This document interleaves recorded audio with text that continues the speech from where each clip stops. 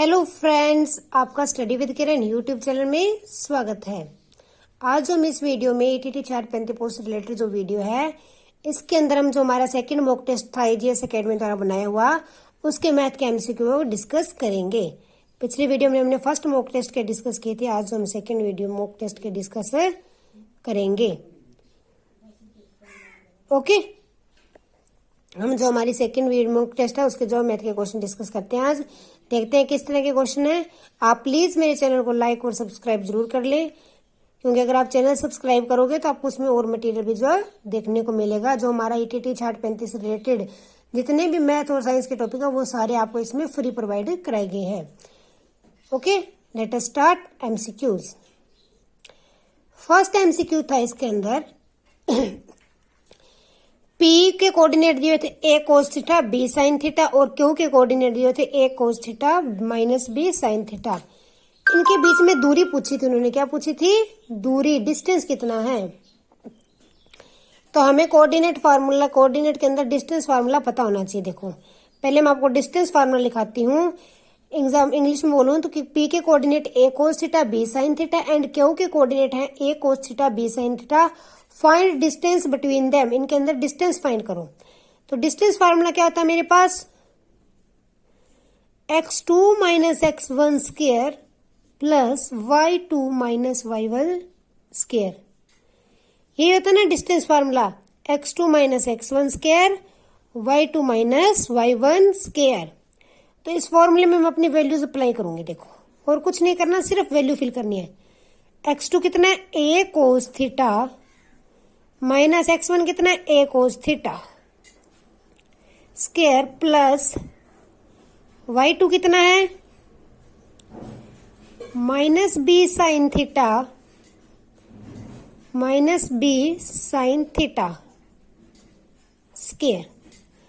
अब देखो, a cos theta minus a cos theta 0 plus ये दोनों माइनस के तो ऐड हो जाएंगे, माइनस 2b साइन थीटा। ये क्या बन गया? माइनस 2b साइन थीटा की स्क्वायर।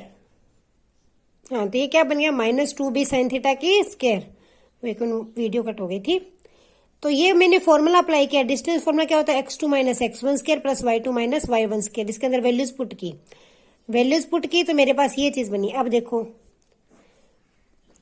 ये क्या बन गया? माइनस के स्क्वायर प्लस हो गया 4b square sine square theta. क्या बन गया? 4b square sine square theta. अब इसका रूट हटाएंगे तो क्या आ जाएगा? 2b sine theta. इसका आंसर क्या आ गया? 2b sine theta. एक बात याद रखना, इस स्क्वायर से यहाँ पे ये जो स्क्वायर थी इससे डायरेक्ट इस रूट को नहीं हटाना, आंसर गलत हो जाएगा। माइनस 2b साइन थीटा निकालोगे गलत।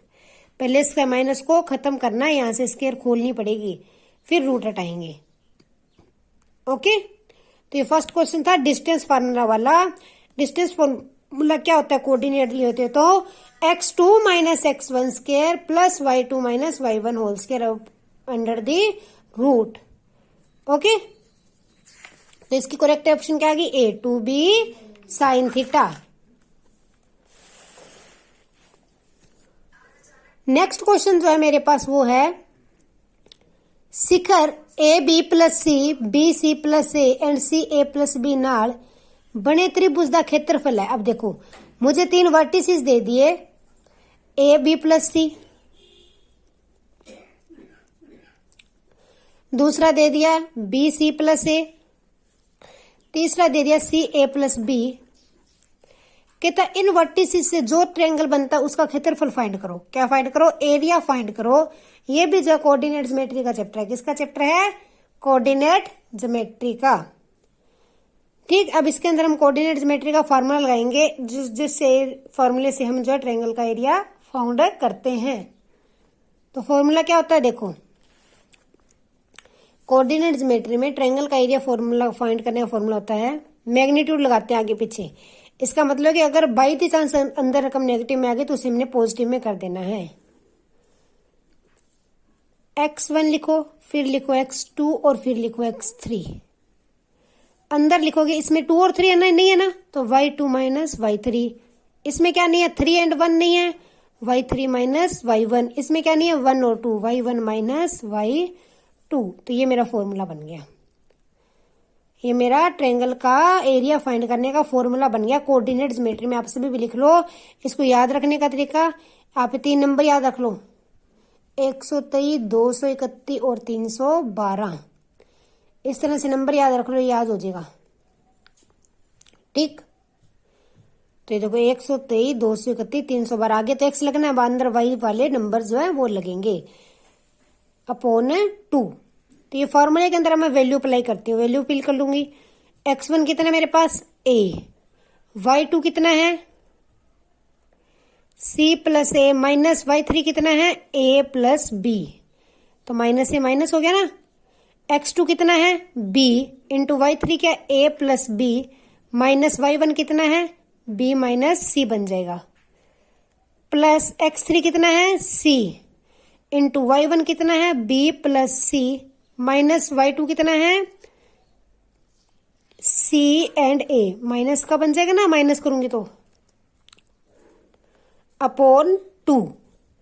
अब देखो a से a कैंसिल, अंदर ये क्या बन गया A C minus B C, multiply करोगे तो क्या बन गया A C minus B C, plus B से बी कैंसिल, ये क्या बनेगा A B minus B C, ये क्या बनेगा A B minus B C, plus इसमें सी से सी कैंसल, ये क्या बनेगा बी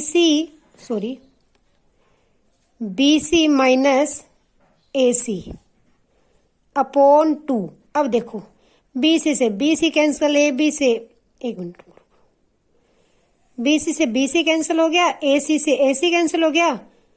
ओ यहाँ पे ए बी बनना था, मैंने गलती से लिख दिया ए बी, और ए बी से ए बी कैंसिल हो गया, सारा कैंसिल हो गया। तो कितना आ गया 0। तो मेरे ट्रायंगल का एरिया कितना आ गया 0। त्रिभुज का क्षेत्रफल कितना आ गया मेरे पास 0।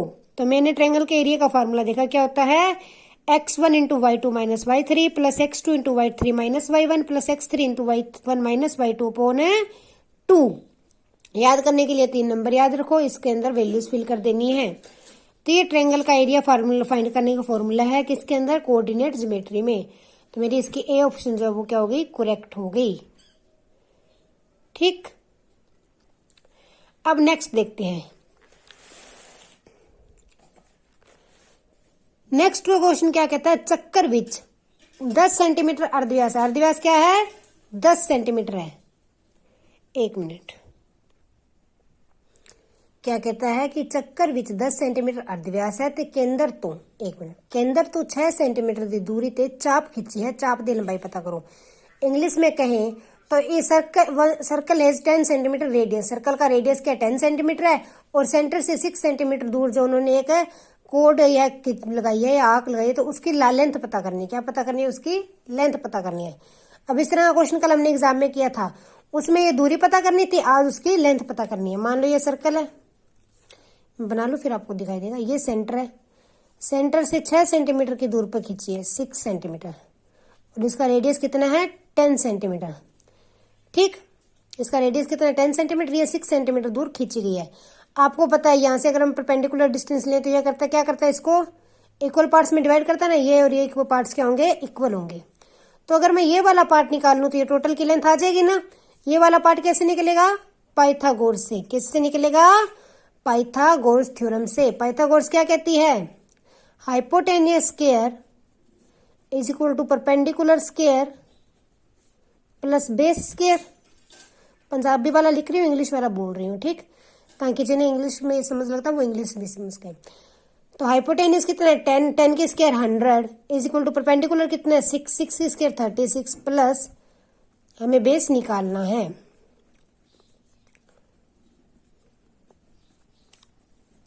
100 माइनस 36 is equal to base square, 64 is equal to base square.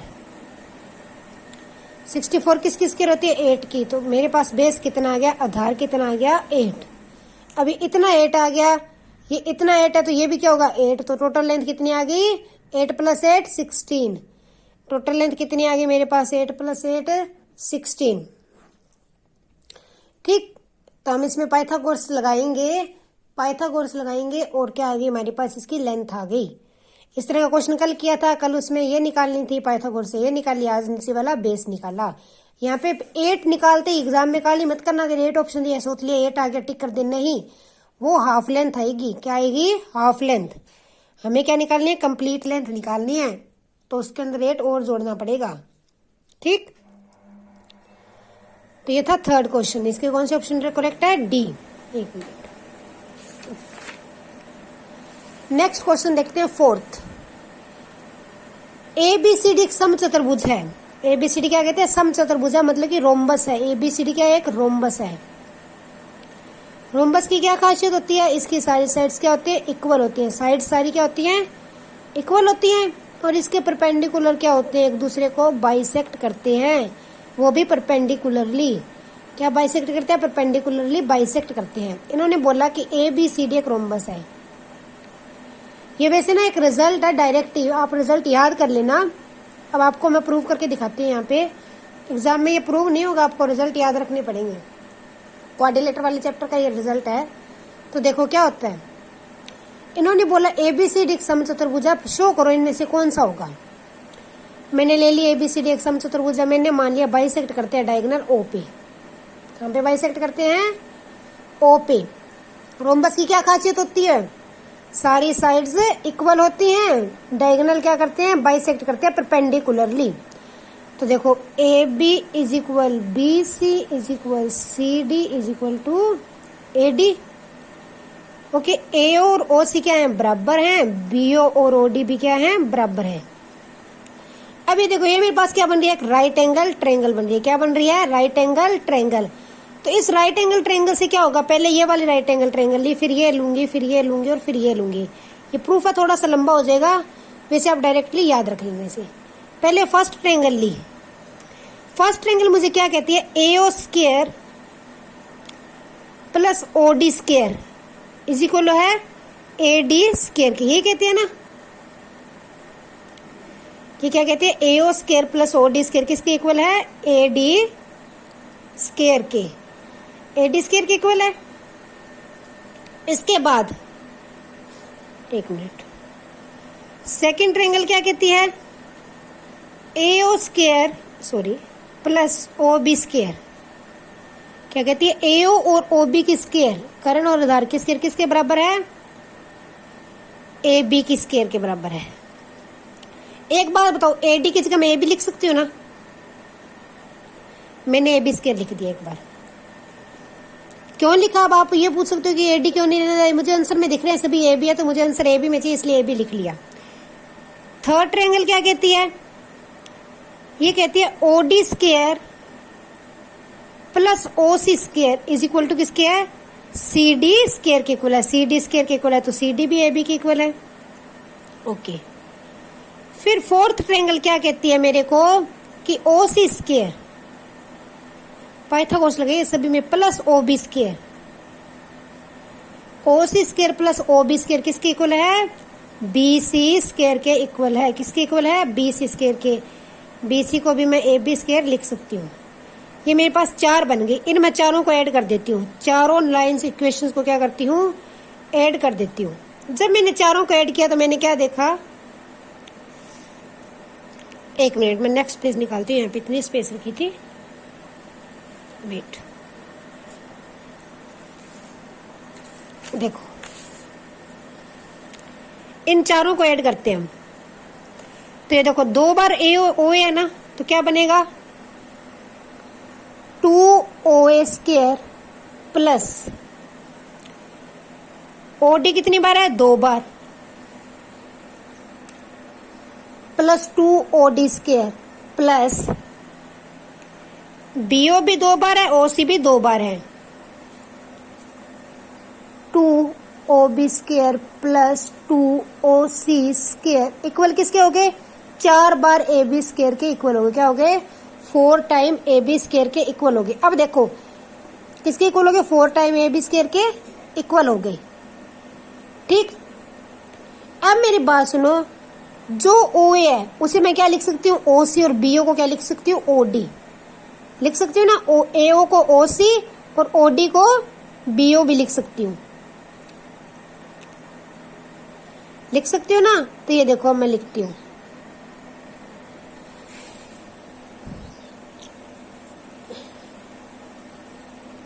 OA तो मैं ऐसे ही रखती हूँ।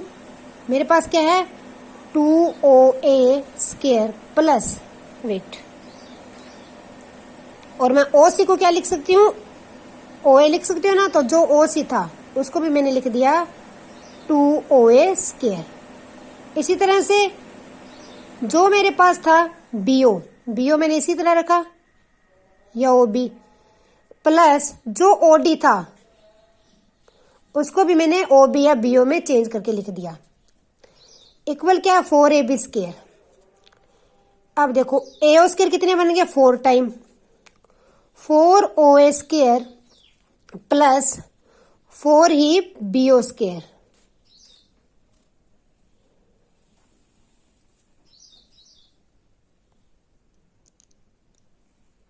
ठीक, 4 टाइम OA स्क्वायर बन गए, 4 टाइम ही BO स्क्वायर मेरे पास जो है बन गए। अगर हम 4 को अंदर लेके जाऊं, एक मिनट, तो अंदर लेके क्या बन जाएगा, 2OA की होल स्क्वायर प्लस 2BO की होल स्क्वायर, यही बनेगा ना, 4 अंदर आके 2 बन जाएगा। अब देखो 2 टाइम AO किसके इक्वल है, 2 टाइम AO किसके इक्वल है, AC के इक्वल, और 2 टाइम BO BD के इक्वल है ना? तो ये क्या बन गया, AC square plus 2 time BO क्या होगा, BD square is equal to 4AB square. तो ये हमारी ऑप्शन करेक्ट हो गई, इसकी थर्ड ऑप्शन जो है करेक्ट ऑप्शन हो गई। एक मिनट, मोबाइल थोड़ा ज्यादा वाइब्रेट कर गया था, अब देखो, तो इसकी थर्ड ऑप्शन करेक्ट हो गई। ये लास्ट वाला ध्यान से रखना, मैंने क्या कहा, 2OA, 2 टाइम OA, देखो OA OC भी OA के बराबर है, तो 2 बार OA जोड़ेंगे तो क्या बनेगी, AC बनेगी। इसी तरह से BO और OD बराबर है, अगर 2 बार मैं लिख दूं BO तो क्या हो जाएगी, वो BD बन जाएगी। क्या बन जाएगी, BD। तो ये रिजल्ट याद रखना कि अगर रोम्बस डी हो, क्या दियो, रोम्बस डी हो, तो उसके डायगोनल के जो सम का स्क्वायर है, डायगोनल के स्क्वायर का सम है वो 4 टाइम साइड स्क्वायर क्या आता है, 4 टाइम साइड के स्क्वायर के सम के इक्वल है आता है। ये रिजल्ट याद रख लेना, मैंने आपको प्रूफ करके दिखा दिया, लेकिन ये सिर्फ रिजल्ट याद रखने वाला है। आपने लिखना है तो लिख लो।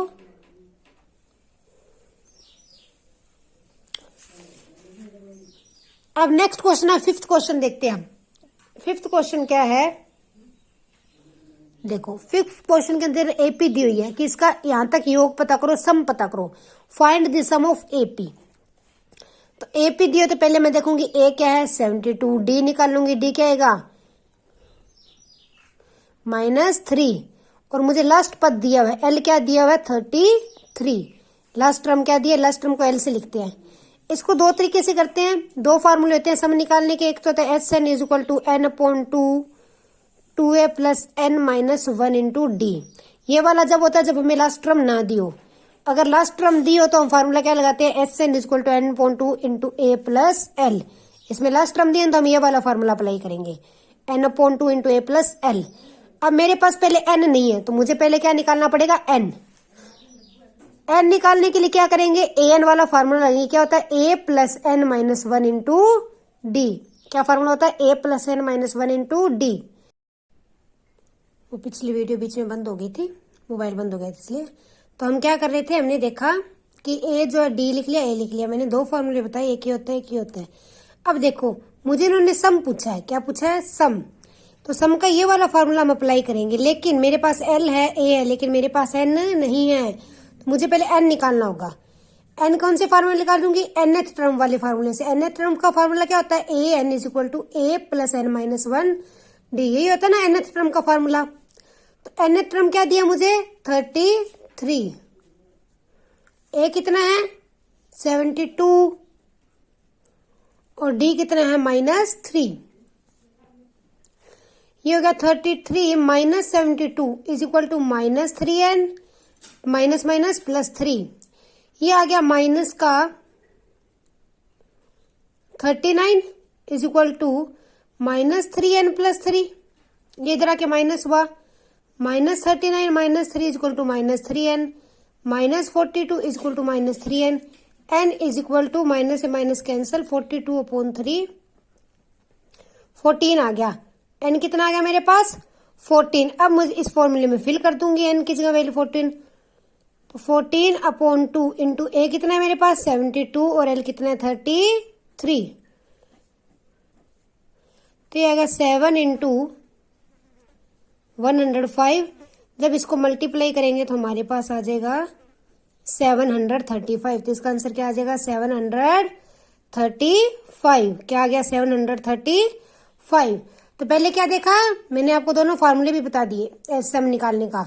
मैंने देखा कि सम तो निकालना है लेकिन मेरे पास n नहीं है, तो पहले मैंने nth टर्म वाले फार्मूले से n फाइंड किया, फिर ये क्वेश्चन किया। ओके, नेक्स्ट 6th क्वेश्चन जो है हमारे पास वो क्या है, कहता जे 2x x प्लस 10 एपी विच होने के, ये तीनों टर्म किसमें एपी में है, तो x की वैल्यू फाइंड करो, x का मान पता करो। अब देखो ये एपी में है, क्या कह रहा है, ये कह रहा है एपी में। इसको दो तरीके से बताती हूँ। एपी में है तो इसका मतलब इन दोनों का डिफरेंस और इन दोनों का डिफरेंस क्या आएगा, इक्वल आएगा ना। फर्स्ट तरीका तो ये है जिससे हम फाइंड कर सकते हैं। तो मैंने पहले दोनों का डिफरेंस लिया, x माइनस 10 माइनस 2x कितना बना, ये बना मेरे पास 10 माइनस x। फिर इन दोनों का डिफरेंस लिया 3x plus 2 minus x minus 10, ये बना 2x माइनस 8। अब ये दोनों क्या होंगे, बराबर होंगे। क्या होंगे, बराबर। 10 minus x is equal to क्या होगा 2x माइनस 8। x को इधर लेके आई कितना बन गया 3x, 8 को इधर लेके गई 18, तो x कितना आ गया मेरे पास 6। x की वैल्यू क्या आ गई 6। एक तरीका तो ये है फाइंड करने का, कॉमन डिफरेंस निकाल लिया तीन टर्म का और उनको इक्वल रख दिया, तो x की वैल्यू आ गई। ठीक, कॉमन डिफरेंस निकाला। कॉमन डिफरेंस क्या होता है, a2 माइनस a1 या फिर a3 माइनस a2। मैंने वही किया, दोनों को इक्वल रखा 10 माइनस एक्स और इसको, तो मेरे पास x की वैल्यू 6 आ गई। दूसरा तरीका क्या होता है, एपी की खासियत होती है कि बीच वाली टर्म है ना, जो साइड वाली दोनों टर्म का मीन होती है, इन दोनों टर्म का क्या होती है, मीन होती है, इनकी एवरेज होती है। तो x प्लस 10 क्या होगा मेरे पास 2x प्लस 3x प्लस 2, इन दोनों का टर्म का सम अपॉन डिवाइड बाय 2 इसके इक्वल होगा। तो ये क्या बन गया 2x plus 20 is equal to 5x plus 2, sorry ये 2x इधर आके माइनस होगा तो 3x, 2 इधर आके माइनस हुआ तो 18x इज इक्वल टू 6। तो दोनों तरह से सेम आंसर है, x की वैल्यू क्या है 6। तो उन्होंने क्या कहा कि एपी के अंदर हमें पद दिए हुए, एपी के अंदर टर्म्स दी हुई हैं, तो उनकी वैल्यूज फाइंड करनी थी। तो एक तरीका तो मैंने कॉमन डिफरेंस वाला लगाया, दूसरा मीन वाला लगाया कि बीच वाली टर्म, दोनों वाली टर्म्स का सम डिवाइड बाय 2 होती है। बीच वाली टर्म अपने आगे पीछे की टर्म का सम करके उनको 2 से डिवाइड कर दिया, उसकी इक्वल है होती है। ये क्या ना, बीच वाली टर्म लिखी, फर्स्ट टर्म और थर्ड टर्म का सम लिखा, उसको 2 से डिवाइड कर दिया। ठीक, तो ये वाला क्वेश्चन इस तरह से हो जाएगा। x की वैल्यू कितनी आ गई 6। 7th क्वेश्चन है मेरे पास, 2 का घातीय समीकरण का डिस्क्रीमेंट। अब ये तो आप कर ही लोगे सभी, क्योंकि मैंने कल आपको फॉर्मूला बताया था। डिस्क्रीमेंट फॉर्मूला क्या होता है, B square minus 4ac। D क्या होता है, B square minus 4ac। B कितना है यहाँ पे माइनस बी स्क्वायर माइनस 4, ए कितना है 1 और सी कितना है 4, तो बी स्क्वायर माइनस 16। डिस्क्रिमिनेट कितना आ गया मेरे पास इसका, सीधा ही बी स्क्वायर माइनस 16 कितना आ गया, बी स्क्वायर माइनस 16, यही पूछा था ना। तो डिस्क्रिमिनेट फार्मूले में वैल्यूज पुट कर दी, तो बी स्क्वायर माइनस 16 जो इसका आंसर आ गया। नेक्स्ट क्या कहते हैं, A X square plus B X plus C दा एक मूल दूजे दा उल्टा है। इसकी एक तो आपको शॉर्ट ट्रिक बताती हूँ, दूसरा इसको प्रूव करके भी दिखाती हूँ। दोनों तरीकों से बता देती हूँ आपको, प्रूफ भी बता देती हूँ और शॉर्ट ट्रिक बता देती हूँ, जिससे आप हमेशा याद रखें। कभी भी कह दे, ये क्या कहते हैं, इस इक्वेशन के जो मूल हैं, इनके रूट है ना, वो एक दूसरे क्या रेसिप्रोकल है। क्या है, रेसिप्रोकल है, एक दूसरे क्या है रेसिप्रोकल। जब भी ये कह दे कि रूट रेसिप्रोकल है, तो जो हमारा ए होता है ना, उसकी वैल्यू सी के बराबर होती है। ये जो ए है ना, वो किसके इक्वल होता है, सी के इक्वल होता है हमेशा ही। तो ए इक्वल क्या होगा, सी इसकी करेक्ट ऑप्शन हो जाएगी। जब भी क्या कह दे कि रूट क्या इसके रेसिप्रोकल है, यही बोला ना, एक मूल दूसरे से उलट है या फिर एक दूसरे से उल्ट है, तो उसके अंदर जो ए की वैल्यू है वो हमेशा सीधी सीधी सी के इक्वल आ जाती है। ए बराबर क्या होता है, सी होता है। प्रूव करके दिखाती हूँ। आपको पता है सम ऑफ रूट क्या होता है, वैसे आपको फार्मूला बता दूं, अगर हमारी कोई इक्वेशन है, मान लो ये कोई इक्वेशन है, इसके जो रूट आएंगे ना उनका सम बिना रूट फाइंड किए डायरेक्ट सम पता करने का फार्मूला क्या होता है कि हमने इनको सोल्व नहीं किया, अगर फार्मूला नहीं पता तो सोल्व करेंगे, रूट निकालेंगे, उनको जोड़ेंगे, ये किए बिना सम ऑफ रूट होता है हमारे पास सीधा ही फार्मूला होता है माइनस बी अपॉन ए के इक्वल। किसके इक्वल होता है? माइनस बी अपॉन ए के। और प्रोडक्ट ऑफ रूट होता है मूलांक गुणा जो होती है वो होती है सी अपॉन ए, सी अपॉन ए के इक्वल। अब इस चीज को प्रूव करके दिखाती हूँ। देखो, इसने मुझे कहा कि एक मूल दूसरे का उल्टा है, एक रूट दूसरे का उल्टा है। मान लो एक रूट अल्फा है तो दूसरा बीटा है, कहता है एक दूसरे का उल्टा है तो अल्फा जो है 1 अपॉन बीटा के इक्वल है। इसका उल्टा क्रम यही बना ना। तो अब देखो, मैंने प्रोडक्ट ऑफ रूट वाला फार्मूला लगाया, अल्फा इंटू बीटा। अल्फा क्या है? 1 अपॉन बीटा के इक्वल है। बीटा मेरे पास बीटा ही है, कट गया, 1 आ गया। और फॉर्मूले के अकॉर्डिंग प्रोडक्ट ऑफ रूट क्या होता है? सी अपॉन ए। तो यहाँ पे लिखा सी अपॉन ए, सी अपॉन ए मेरे पास 1 आ गया, तो ए इक्वल टू क्या आ गया? सी। ए किसके इक्वल आ गया? सी के। ये मैंने प्रूफ करके दिखाया है। आपको सिंपल ये बात याद रखनी है। ये क्वेश्चन ना इस बार कई एग्जाम में पूछा गया है कि ये बोल देते हैं रूट रेसिप्रोकल है एक दूसरे के, तो ए की वैल्यू फाइंड करो। तो हमेशा याद रखना है कि ये जो एक्स स्क्वायर का कोफिशिएंट होता है वो हमेशा कांस्टेंट के इक्वल होता है। इसमें ए जो है हमेशा सी के इक्वल ही आएगा। जब भी रेसिप्रोकल का नाम दे दे रूट में तो हमें ये पता होना चाहिए कि ए जो है सी के बराबर है। ओके, नेक्स्ट क्वेश्चन देखते हैं 9th। क्या कहते हैं? 6 साल बाद एक आदमी की उम्र उसके बच्चे की उम्र की 3 गुना हो जाती है। 3 साल पहला उसकी उम्र उसके बेटे की 2 गुना से क्या 6 ईयर बाद में आफ्टर 6 इयर्स एक जो मैन है उसकी एज जो अपने सन की 3 टाइम्स हो जाती है। और यही एज 3 इयर्स अगो मतलब पहले जो थी उसके अपने बेटे की 9 टाइम्स थी। तो उनकी प्रेजेंट एज पता करनी है। एक तो इसका डिटेल्ड फार्मूला उससे करेंगे, एक शॉर्ट ट्रिक बताती हूँ आपको। शॉर्ट ट्रिक क्या है? आप कोई भी 2 टर्म उठा लो, ऑप्शन उठा के चेक करो। मैंने पहली ऑप्शन उठाई, मान ली पहली ऑप्शन से फादर की कितनी है 30, सन की कितनी है 6। प्रेजेंट इसने बोला 6 साल बाद, 6 साल बाद फादर कितना हो जाएगा 36 और सन कितना हो जाएगा 12 साल का। इसने कहा कितनी गुना है? 3 गुना है। 3 गुना हो रही है, लेकिन अभी करेक्ट नहीं करनी ऑप्शन, नहीं। फिर दूसरी कंडीशन क्या कहता है? आज से 3 साल पहले, 3 साल पहले इसकी कितनी हुई 27 और सन की कितनी हुई 6 माइनस 3। तो ये कहता है 9 गुना है। 9 गुना बन रही है ना, 3 9 जा 27, 9 गुना बन रही है ना, बन रही है ना। ये देखो, इसका 9 गुना फिर इसका 3 गुना। ये वाले दोनों उम्र है 30 और 6, ये मेरी दोनों कंडीशन सेटिस्फाई कर रही है। तो एग्जाम में एमसीक्यू उठा के यहाँ से टिक कर देनी है कि हाँ भाई ये वाली सेटिस्फाई कर गई, तो हमने ये लगा दी। ये ऑप्शन इसकी करेक्ट है 30 और 6, ठीक। और इसको डायरेक्ट बड़ा सोल्व करके करने का क्या फार्मूला है? मान लेते हैं प्रेजेंट एज फादर की है, काफी लेंथ हो जाएगा ऐसे, एक्स है, सन की ले ली वाई है। ये कहता 6 साल बाद, 6 साल बाद क्या हो जाएगा? फादर की एज कितनी बन जाएगी? एक्स प्लस 6 और सन की वाई प्लस 6। क्या कहता 6 साल बाद जो फादर है एक्स प्लस 6 है वो अपने बेटे के 3 गुना है। कितने गुना है? 3 गुना। तो ये बनी x plus 6 is equal to 3y plus 18, x minus 3y, 18 भी इधर आके माइनस 12 इज इक्वल टू 0। ये एक इक्वेशन बन गई, ठीक। फिर वो कहता 3 साल पहला, कहता 3 ईयर पहले जो बात थी उसमें क्या था? फादर की कितनी होगी अब 3 साल पहले? एक्स माइनस 3, सन की वाई माइनस 3। कहता जो फादर है वो बेटे की उम्र का 9 गुना था। ये बना x minus 3 is equal to 9y minus 27। तो पहली इक्वेशन थी मेरे पास x minus 3y is equal to 12। दूसरी बनी x माइनस 9y, 27 इधर आके प्लस होगा तो क्या आ जाएगा 24। क्या आएगा 24। इधर प्लस का होगा तो इधर आके माइनस का हो जाएगा, यहाँ पे माइनस लगा लेना, 24 के आगे, ठीक। अब इनको सोल्व करते हैं। मैंने इनको सब्ट्रैक्ट किया तो साइन चेंज होंगे सभी के। x से x कट गया, 9 माइनस 3, 6y, 24 माइनस 12, 12। तो y कितना आ गया?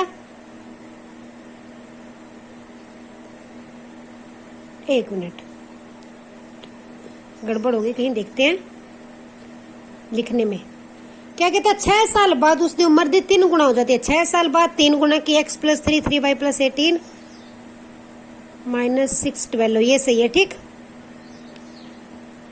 और 3 साल पहला x माइनस 3 9 गुना थी बेटे की उम्र दी।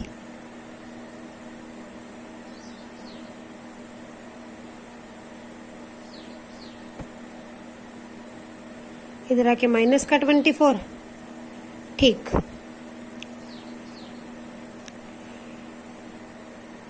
तो अब इनको सॉल्व किया तो मेरे पास क्या आया, x minus 3 y is equal to 12 first equation थी। सेकेंड इक्वेशन क्या बनी, x माइनस 9y क्या बनी, x minus 9y is equal to minus 24।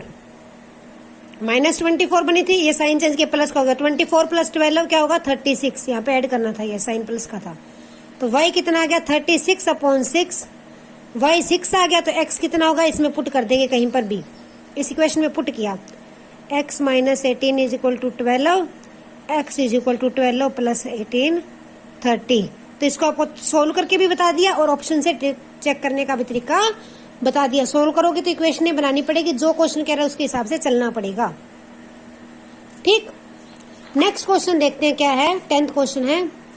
जदों असी 49p square minus 25 7p plus 5 नाल वंड जाए तो भागफल होगा।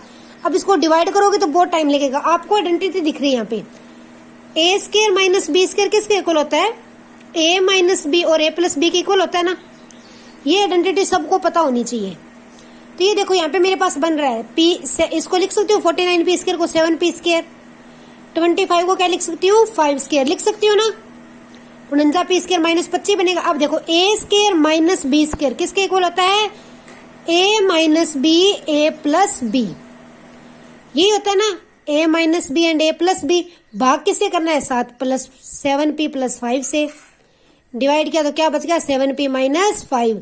तो इसकी ए ऑप्शन जो हमारे पास करेक्ट होगी, क्या बच गया 7p माइनस 5।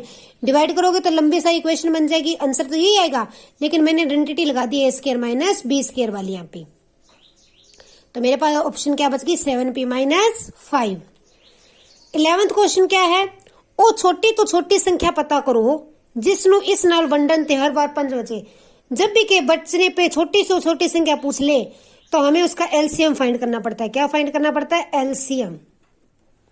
पहले इन तीनों का एलसीएम फाइंड करूंगी। देखो 2, अब 3 पे 1 5 3, फिर 3 पे 1 5 1 5 1 1 1। सबको एलसीएम निकालना तो आता ही होगा। तो इस पे मेरा एलसीएम क्या आ गया, 3 3 जा 9 इंटू 10 90। एलसीएम क्या आ गया इसका 90। एलसीएम क्या आ गया 90। तो अब जो देखो ये तो 90 को तो ये पूरी पूरी वंडेगी। 90 को ये तीनों नंबर है, 90 वो छोटी से छोटी संख्या है जिसको ये तीनों नंबर पूरा पूरा डिवाइड करेंगे।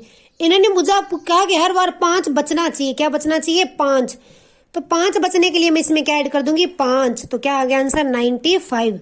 इन्होंने बोला ना 5 बचना चाहिए, तो 90 में 5 जोड़ दिया, कितना आ गया 95। तो ये नंबर जब भी 95 को डिवाइड करेंगे तो हर बार 5 ही बचेगा। तो इस तरह का क्वेश्चन कभी भी एग्जाम में आ जाए तो हमने एलसीएम ही फाइंड करना है पहले ठीक। नेक्स्ट क्वेश्चन है 12th। एचसीएफ ये है, एलसीएम ये, एचसीएफ पता करो, एलसीएम दिया हुआ है।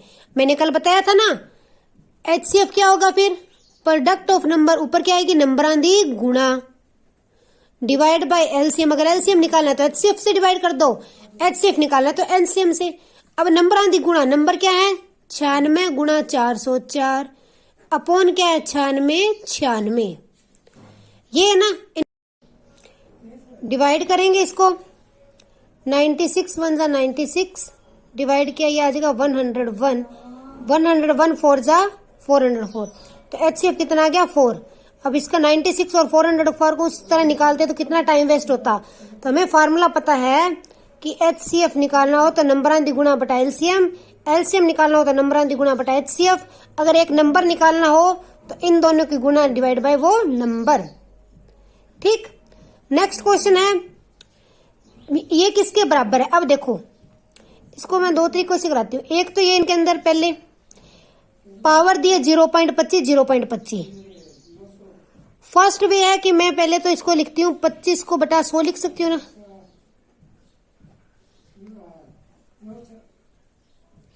ये है ना, ये बन गई 5 की पावर 1/4 इंटू 125 की पावर 1/4। मैंने बोला था कल आपको एक चीज बताई थी कि इसमें से 5 की पावर 1/4 बाहर निकाल लेते हैं, ठीक। या फिर ये तो मल्टीप्लाई में इसको दो तरीके से सोल्व करने होता है, मैं आपको दोनों तरीके बताती हूँ। Wait 1 minute.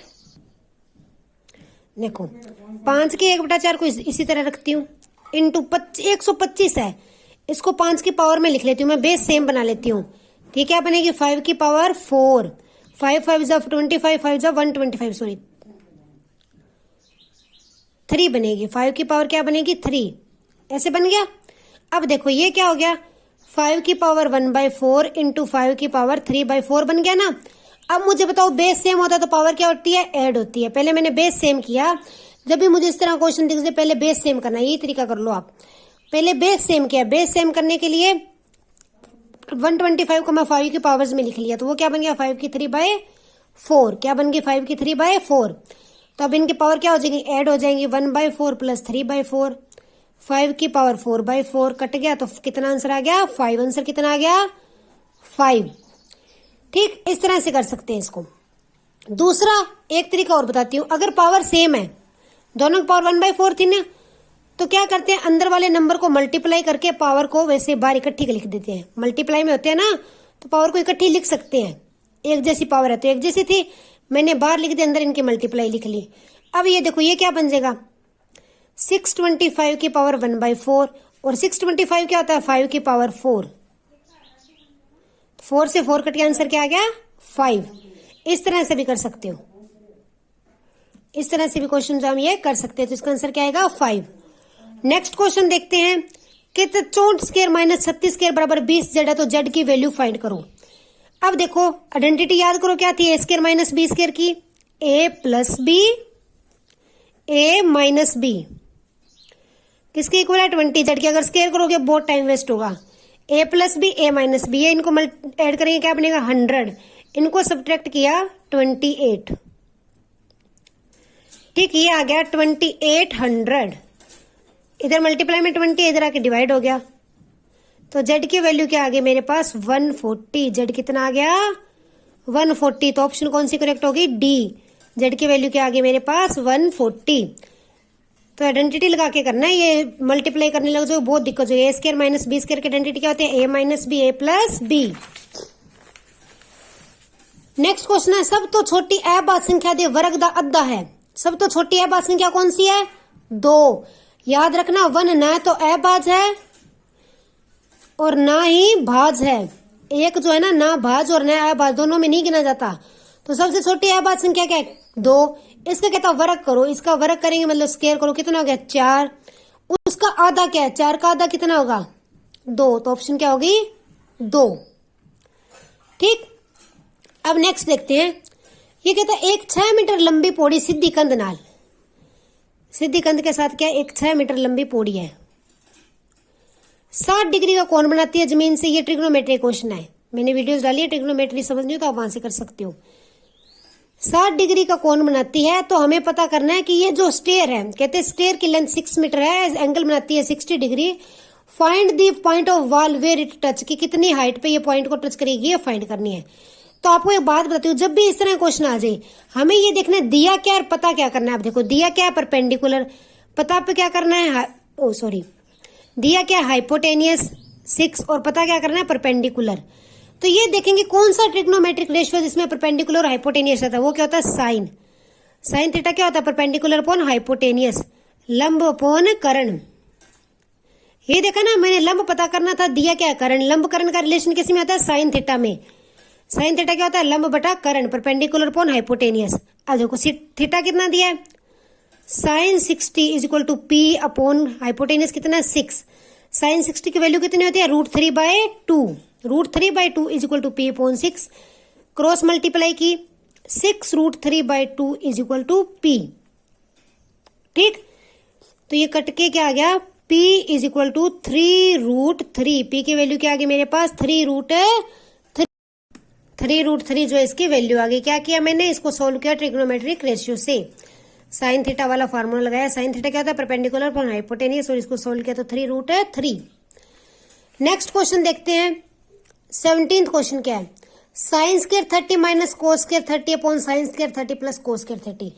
याद रखना sine square theta plus cos square theta हमेशा 1 के इक्वल होता है। किसके इक्वल होता है, 1 के इक्वल। तो नीचे क्या बन रहा है 1, साइन स्क्वायर से सेम एंगल है ना, तो नीचे वाला तो सीधा ही 1 बन गया। क्या बन गया, सीधा ही 1 बन गया। ऊपर देखो साइन स्क्वायर 30, साइन 30 की वैल्यू क्या होती है, वैल्यू पुट करके बता देती हूँ आपको मैं। साइन 30 की वैल्यू होती है 1/2 और कोस 30 की होती है √3/2। ये मैंने वीडियो डाली है ट्रिग्नोमेट्रिक के रेशियो को याद करने की, बड़ी इजी ट्रिक है उसमें बनाने की। आप वो वीडियो जरूर देख लेना, वीडियो को लाइक भी कर देना। आपको सारा ट्रिग्नोमेट्रिक चैप्टर कंप्लीट हो जाएगा। एक प्ले लिस्ट है ट्रिग्नोमेट्रिक रेशियो की। ठीक, तो ये बन गया 1/2 की स्क्वायर। देखो ये बन गया 1/4 माइनस 3/4। ये बना ना 1/4 माइनस, इसका स्क्वायर रूट करके 3/4। तो 1 माइनस 3 किया माइनस 2/4। तो आंसर क्या आ गया, -1/2। आंसर क्या आ गया, -1/2। तो इसका आंसर करेक्ट आंसर क्या हो गया, डी ऑप्शन हो गई। क्या हो गई, डी। ठीक, नेक्स्ट क्वेश्चन देखते हैं। एक समभुजी त्रिभुज दा परिमाप 60 है, इस दा क्षेत्रफल। ये मॉक टेस्ट में सही कर लेना, वहां पे समदोभुजी लिखा है, समभुजी होना चाहिए था। कि एक समभुजी त्रिभुज दा परिमाप 60 है। समभुजी त्रिभुज क्या होती है, जिसकी सारी भुजाएं बराबर होती है। परिमाप क्या होता है, भुजाओं का जोड़। तो इससे मैं भुजा निकाल लूंगी ना। परिमाप 60 मीटर है, तो एक भुजा क्या आ जाएगी, 60/3। 3 भुजा है ना, तो भुजा कितनी आ गई मेरे पास, 20 मीटर। भुजा कितनी आ गई, साइड कितनी आ गई, 20 मीटर। पेरीमीटर दिया होता है 60 मीटर। साइड आ गई 20 मीटर। एरिया का फॉर्मूला क्या होता है इक्विलेटरल ट्रायंगल के, √3/4 साइड स्क्वायर, √3/4 इंटू भुजा की स्क्वायर। यहाँ पे वैल्यू पुट करूंगी, √3/4 इंटू 20 इंटू 20। ये आ गया 100√3 मीटर। क्या आ गया, 100√3 मीटर। तो मेरे पास इसका एरिया क्या आ गया, 100√3 मीटर स्क्वायर। ये मीटर स्क्वायर लगाने भी ध्यान रखना। तो इसकी ऑप्शन क्या हो गई, 100√3 metre square. 100√3 metre square. Okay, तो इसकी डी ऑप्शन जो है करेक्ट हो गई। नेक्स्ट क्वेश्चन है 19th क्वेश्चन। एक अर्ध चक्कर दे खेतर दा क्षेत्रफल 360 सेंटीमीटर स्क्वायर उसका परिमाप होएगा। क्या सेमी सर्कल है, सेमी सर्कल का एरिया दिया हुआ है 308 सेंटीमीटर स्क्वायर। अर्ध चक्कर का क्षेत्रफल। सर्कल के एरिया का फॉर्मूला क्या होता है, πr स्क्वायर। क्या होता है, πr स्क्वायर, यही होता है ना। तो अर्ध चक्कर का क्या होगा, आधा कर दिया, तो πr²/2। ये तो एरिया का फॉर्मूला हो गया। ठीक, तो मुझे एरिया कितना दिया हुआ, 308 इज इक्वल टू क्या होगा, πr²/2। तो 308 into 2 is equal to πr²। Pi की वैल्यू पुट कर देती हूँ, 22/7 r²। ठीक, तो r² मेरे पास क्या आ गया, 308 इंटू 2 इंटू 7/22। इसको डिवाइड किया तो 14 आ गया। तो r² मेरे पास क्या बन गया, 14 इंटू 14। r की वैल्यू आ गई 14। r कितना आ गया मेरे पास, 14। 14 आ गया। उसने पूछा पेरीमीटर क्या होगा, सेमी सर्कल का पेरीमीटर पूछा है। तो देखो फुल सर्कल का पेरीमीटर क्या होता है, 2πr होता है ना परिमाप। तो आधे का क्या हो जाएगा, πr। हाफ का क्या हो जाएगा, πr। πr ही होगा ना आधे का।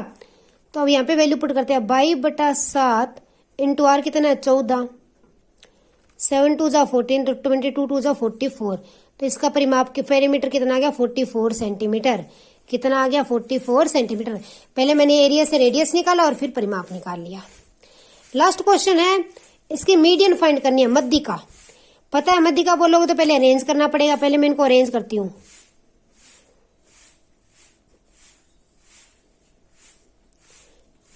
मैंने इनको असेंडिंग ऑर्डर में अरेंज किया। सॉरी 25 दो बार था, फिर 27, 29, 35।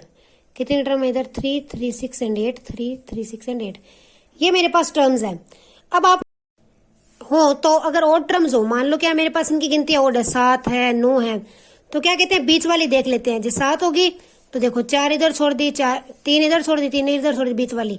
लेकिन अगर इवन टर्म्स आ जाए तो इसमें बीच की टर्म नहीं दिखेगी। ये देखो 4 इधर है, 4 इधर है, बीच में कुछ नहीं बन रहा ना, तो ये इन दोनों टर्म्स को उठाते हैं, इन दोनों टर्म्स को उठा के इनके एडिशन को 2 से डिवाइड कर देते हैं। तो ये क्या आएगा 50/2 25, मीडियन के आगे 25। ये तो थी शॉर्ट ट्रिक बताने की कि बीच वाली अगर इवन टर्म है तो बीच वाली 2 उठा लो, उनका ऐड करके 2 से डिवाइड कर दो। ओड है तो सिर्फ बीच वाली देख लो कि बीच में कौन सी बन रही है वो उठा लो। फॉर्मूला क्या होता है, फॉर्मूला होता है n+1/2th टर्म। n+1/2th टर्म कब होता है, अगर गिनती ओड है, ओड नंबर दिए होंगे यहाँ पे, ओड मतलब 7 नंबर है या 6 5 नंबर है, तो ये वाला फॉर्मूला लगेगा n+1/2th टर्म। और अगर इवन नंबर दिए हुए हैं तो फॉर्मूला लगता है n/2th and n/2 + 1th term की एवरेज, इन दोनों की एवरेज। देखो n/2 और n/2 + 1 की एवरेज। अब देखो n कितना था मेरे पास यहाँ पे 8, 8/2 4, चौथी और चौथी प्लस 1 5वीं टर्म की एवरेज, इन दोनों टर्म की एवरेज निकाली है ना मैंने, तो क्या आ गया 25। तो आप सीधा तरीका याद रखो, आधी इधर छोड़ दी, आधी इधर छोड़ दी, दोनों साइड इक्वल छोड़ के अगर बीच में 2 नंबर बच रहे हैं तो दोनों का ऐड करके डिवाइड बाय 2, अगर एक बच रहा है तो वो डायरेक्ट मीडियन हो ही जाएगी। तो इसकी मीडियन कितनी आ गई मेरे पास 25। तो ये आज हमने हमारा सेकंड मॉक टेस्ट सोल्व कर लिया। आप प्लीज मेरे चैनल को सब्सक्राइब भी कर लो ताकि आपको हर एक वीडियो जो है इजिली मिल सके। आज के लिए इतना ही, thanks and have a nice day.